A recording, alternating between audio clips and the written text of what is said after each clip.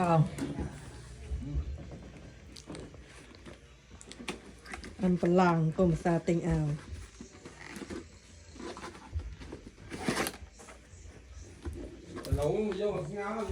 Ở đây ăn tầng sốt nữa mà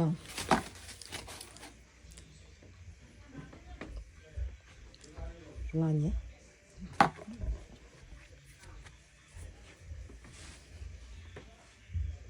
Ba tụi ấp biết còn phơi còn đọc ấp chứ nó đã tụi nó ấp ăn đi khâu bạn đã thấy chị kẻ dạ mà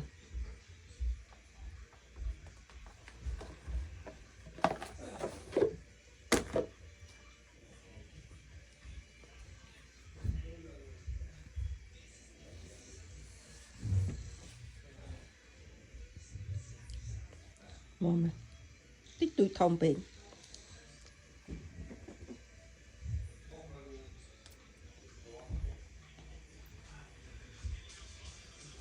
thông bè mà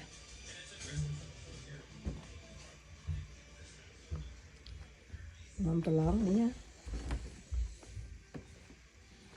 mồm này tôi bếp thông bếp